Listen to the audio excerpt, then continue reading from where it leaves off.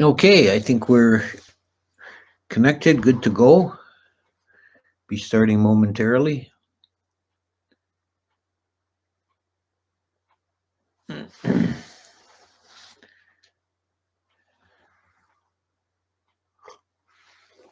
Okay, it's 6 by my clock, so we'll start.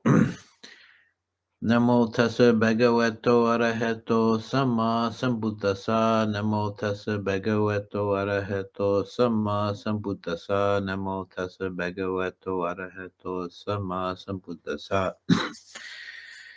Uh, so I'm going to start this week and for the subsequent 5 weeks to discuss the five aggregates, the khandha, and today's talk will just be a probably relatively brief. It will be a general introduction or overview, and then for the next 5 weeks, I'll deal with the aggregates one by one. So I subtitled this talk "Slicing the Pie," because this is basically what the Buddha is doing with this teaching. He's looking at the human organism as a whole, the body and mind, and identifying the principal components. Um, and these are called the aggregates, the five khandha. And the reason it's translated as aggregate is because an aggregate is an accumulation of uh, disparate things, an aggregation. So, some older translations call them the bundles or the heaps, which is okay as well. And the point being made is that each aggregate is not the end of the line as far as analysis goes. These are broad categories, and each one can be further analyzed. And we'll get into that with the individual aggregates. But this serves as the first pass looking at the human organism, identifying the major components.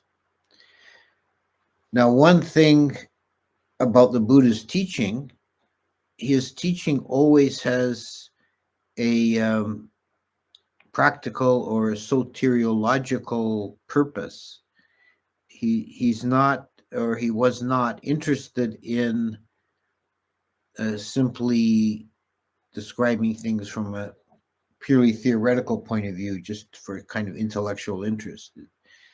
The discourses of the Buddha always have this point: how does this help us towards our spiritual evolution, towards our liberation? And the five aggregates, almost always when they come up, it's for the purpose of uh, illustrating the principle, the very crucial principle of emptiness or not self, anatta, that we can look at these five aggregates and nowhere, and these are constitute the sum total of a human organism, and nowhere within the five aggregates do we find such a thing as a self.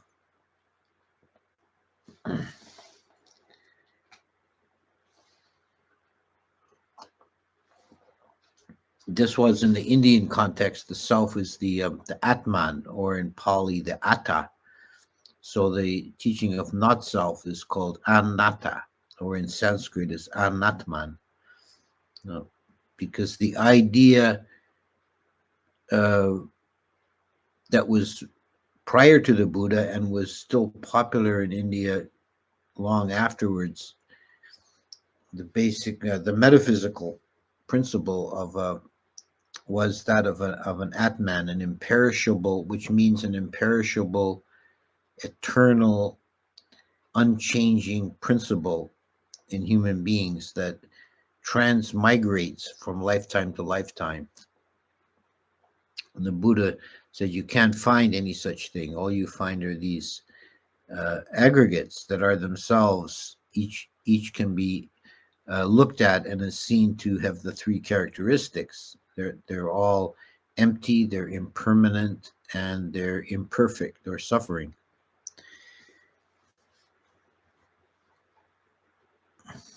The clearest exposition of this, I think, is in the Milinda Panya, the Questions of King Milinda, which was a post-canonical text that had a Greek Bactrian king in dialogue with a Indian Buddhist monk, Milinda and Nagasena. And it takes the form, most of the book takes the form of questions and answers. And actually, you can see the Greek influence in that. It's very much like Plato's dialogues, like Socrates asking questions and teasing out answers. And the section on not self is actually quite extensive. And the place where the five aggregates come in is in the simile of the chariot, where the monk Nagasena asked the king, "How did you arrive at this spot today for our dialogue?" And he said, "Well, I came in my chariot." And he said, "Oh, king, if you were to take that chariot and tear it apart into pieces and throw the backboard here and the baseboard there and the wheel, one wheel there and the other wheel there and so forth, where in this pile of parts could you find the essence of chariot?" And the king said, "Well, there's no such thing as essence of chariot." And then after some further back and forth, he gets the king to define chariot as a name, a designation that we give to these parts and pieces when they're properly arranged, and we can call it a chariot. But there's really no essence of chariot. So this then follows, Nagasena then follows this by saying, so it is with the human being. There is just this body, these feelings, these perceptions, these mental formations, and this consciousness, and nothing else besides. And when we examine these five, we can further examine them and break them up further, but nowhere do we find an essence of Nagasena or an essence of Milinda. There is no crucial, eternal, unchanging component. There are just all these parts and pieces that are interconnected, that they have relationships of cause and effect with each other. They work together, and when they're all operating, functioning together, then we can call this a human being.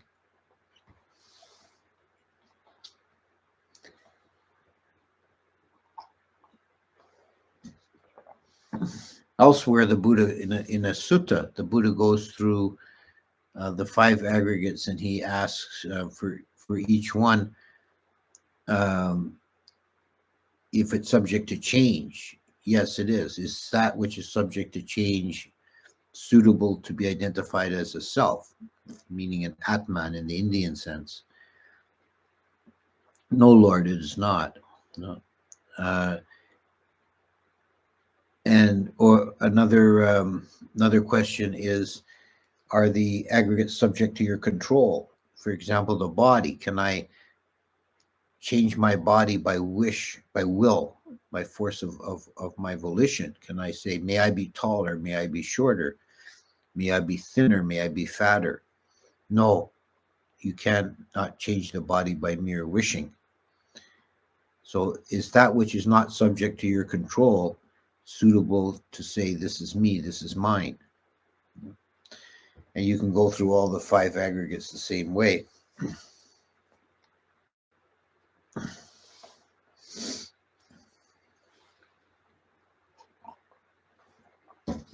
Elsewhere, again, the Buddha uses the aggregates as a matrix to talk about different ways in which beings create the illusion of a self.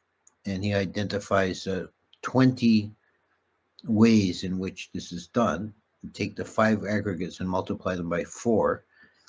For any aggregate, you can say, take the body. I can say, I am the body, or uh, the body is mine, or I am in the body, or the body is in me. And these 4 ways, this I am, this is mine, I am in this is in me. They represent can be applied to each of the 5 aggregates. So this makes 20 ways in which beings falsely attribute a self. It always ends up being one of these relationships.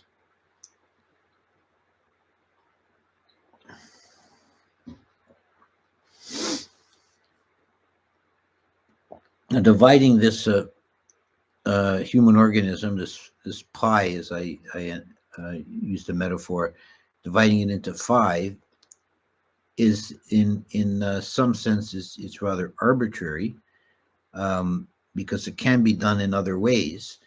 In the Abhidhamma, all of reality is divided into 4 essential categories, and these overlap to some degree with the system of the 5 aggregates. We have chitta, which is corresponds more or less to vijnana, and I'll deal with this topic in a bit more depth in the talk on vijnana. Then we have a rupa, which corresponds exactly in the 2 systems. But then in the abhinama, we have the category of chitasaka, which means those things that those states which occur alongside of chitta. Chitasaka literally means associated with chitta. So, in other words, all the other mental components that are not consciousness, that are not chitta, and these chitasakas correspond to the aggregates of perception, feeling, and mental formations. Well, they're all lumped together in this scheme. And then the 4th category is not included in the aggregates, is nibbana, the unconditioned, which is, as we can see by analogy here, that nibbana is the only thing in our experience outside the 5 aggregates.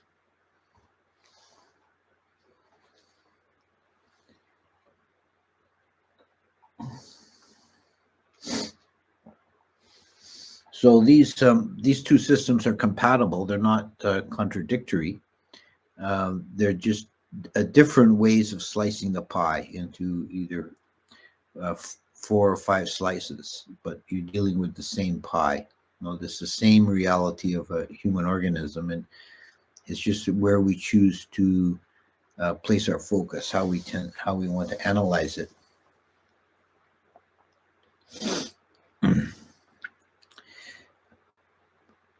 So this represents the Buddhist system of psychology at its most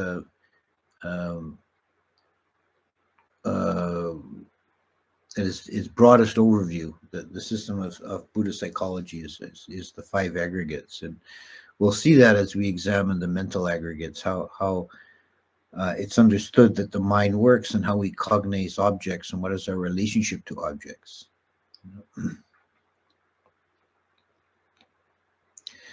So I think that I said this was going to be fairly brief, because this is just the introduction to the topic. So I think I'll stop here, and this will give us a fair bit of time for questions, if there's any questions to deal with. And if you want to ask about specific aggregates, I would wait until that week that we're dealing with that topic. But if anyone has general questions, type them into the chat now. Let's see.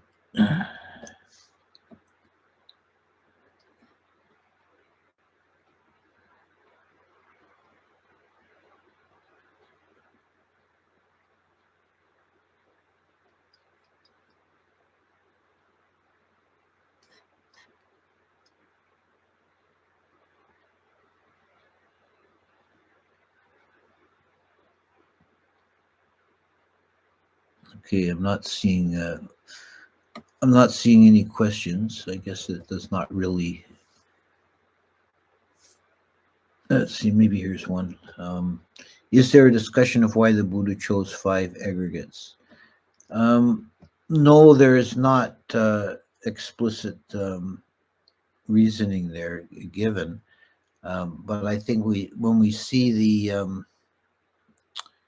the individual aggregates and their relationship, the system makes sense. I could also say another way that the Buddha sliced the pie, so to speak, was sometimes he talked about the totality of the being as comprised in the 6 senses, or the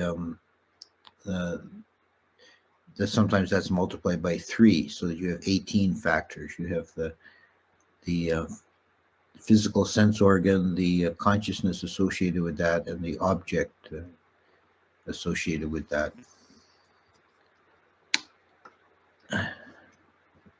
And that scheme, which is actually quite common in the suttas, I would say is more of a subjective or phenomenological approach. Well, this is from the point of view of our experience. This is all that we experience, are the 6 senses and their organs and objects. And the 5 khandha represent a more exterior or objective view of looking at the organism from the outside and seeing how can we understand this thing. Are all things, including rupa, experienced as Chaitasakas phenomenologically? Yes, I would say that's true. That's an interesting discussion of the this kind of refers back to what I was just talking about, the 6 senses. When we look at the phenomenological reality, then the actual experience, and they're all things are objects to consciousness. And the Buddha even says, when he talks about the world, he means these 6 senses, because that is, for practical purposes, from our experience, that is the world, or our 6 senses. In the description of the Arahant, what is meant by done what has to be done? It means he's finished. He's done the work of achieving arahantship, and there's nothing more to be done. Next question. In Anguttara Nikaya, a monk asks if there's anything outside the 5 aggregates, and Anda rejects all the tetralemma and says the monk is trying to proliferate the unproliferated. What does this mean?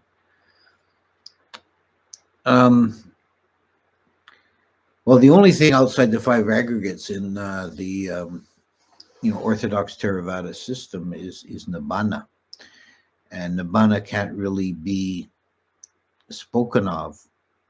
And the tetralemma is often used to illustrate the ineffability of nibbana. The tetralemma are the 4 logical poles of Indian thought. That this, whatever we're speaking of, it, the 4 possibilities are X exists, X doesn't exist, X both exists and doesn't exist, X neither exists nor not exists. And none of these apply to nibbana, meaning it's entirely outside of any logical system. It can't be comprehended by the ordinary mind. How is clinging to consciousness when jnana overcome? Is this something a stream entry level headspace is needed for, or is it something readily attainable to most of us?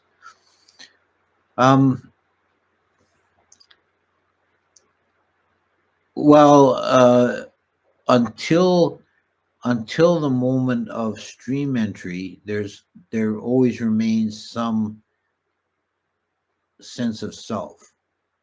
It can be attenuated, and it should be. You should be working towards attenuating it and bring stream entry closer.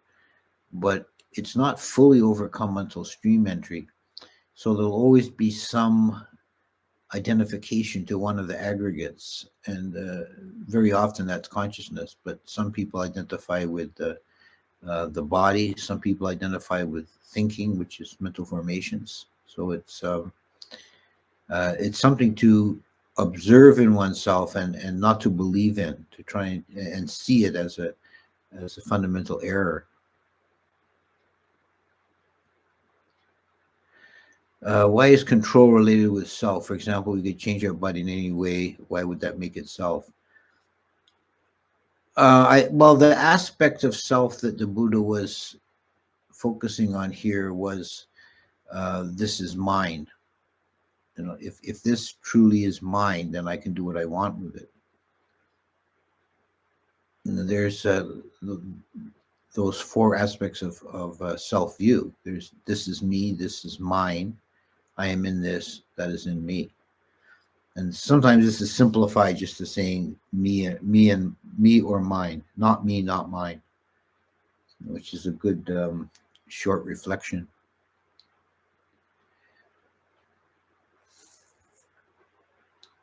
Okay,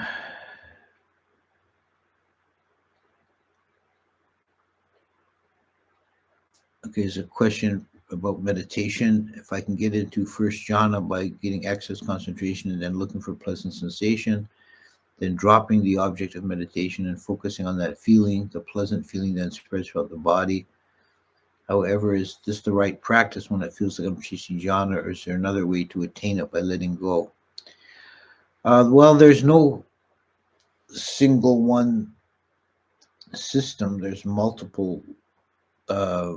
multiplicity of different methods of entering jhana. But generally, I think that my usual advice is that when the pleasant feeling, the piti, arises, to be aware of it, but not to change your meditation object, to remain with the breath or whatever you're meditating upon, and let the piti wash over you, and let that carry you deeper. I think that tends to work better than focusing on the piti.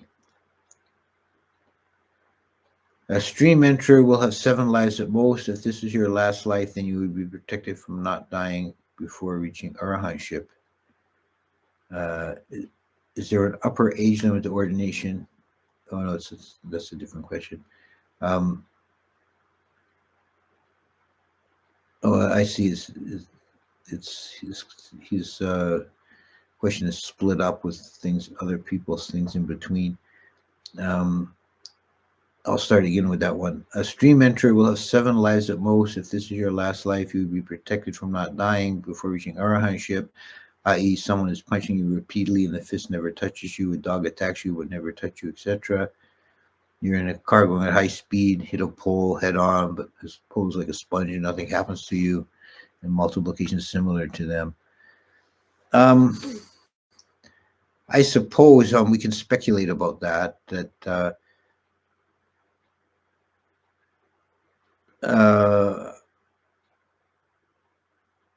well, but also remember that when we say 7 lives at most, they're not necessarily human lives. A person might be in the Dewa realm, where this kind of violent deaths don't occur. So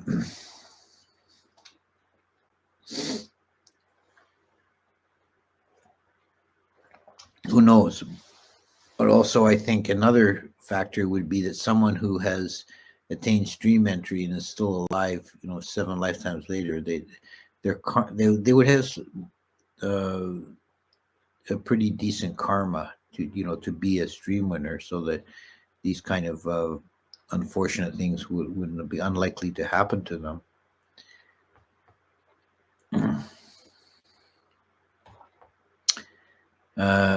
Is there an upper limit to ordination at Outer River Hermitage or any other Theravada Buddhist monasteries in Canada? Well, at Outer River, we don't do ordinations. We're not set up for that. We don't do that here. In Canada, the only place that has been doing ordinations in recent years is Tsaranaï near Ottawa. And I'm not sure even if they're doing them at present. In our tradition, the Ajahn Chah tradition, there's no fixed absolute limit of age for ordination, but informally they don't generally ordain anyone over the age of 50, although they'll make exceptions on a case-to-case basis. It's not a hard and fast rule, but the general rule is 50.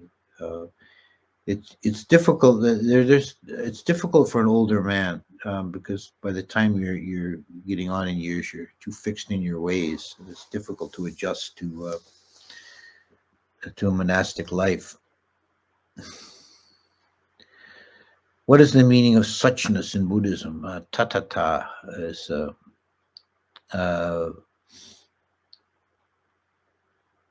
I take it to mean just that's is a statement of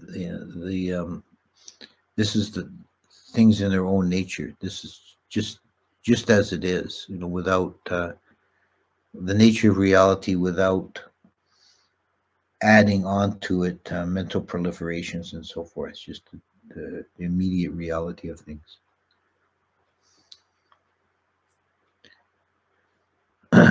Okay. Okay, so let's see. There's another one just popped in here. While practicing insight, I experientially realized that jhana and associated phenomena itself will not lead to fruit after passing through nimitta. Do you think that's the point of this insight stage?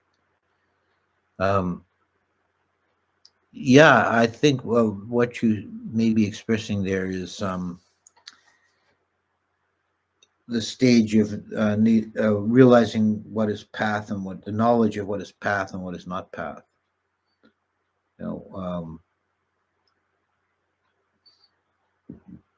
That I dealt with this in some detail in my last series of talks. If you didn't hear those, you can look that one up.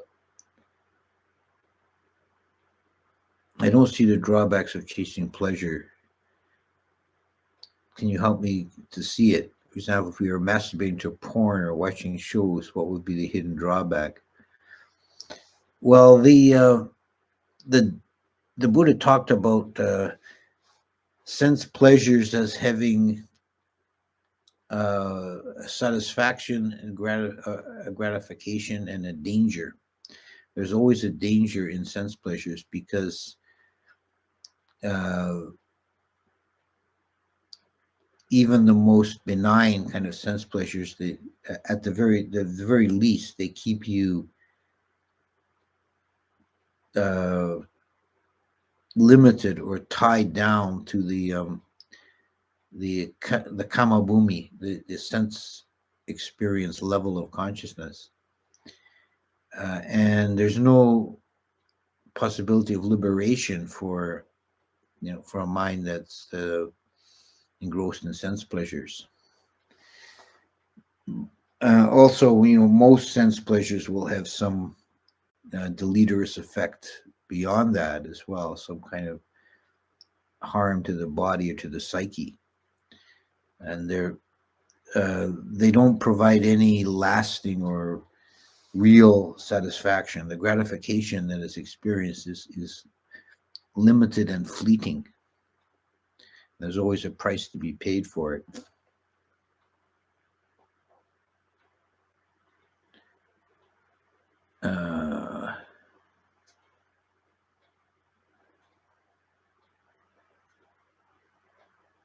I just want to be high all the time. I don't know, from childhood trauma or previous karma. Please advise. Thank you, Bhante.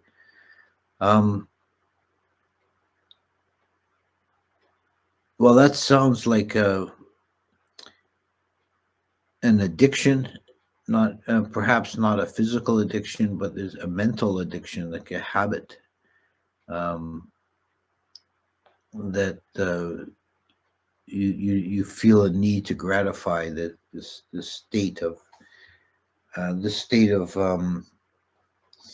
this false euphoria of that comes from taking intoxicants. My advice would be to abstain completely for a period of time and see how that affects your consciousness. And just make a firm vow, for the next month. I'm not going to take any intoxicants and see how it affects you.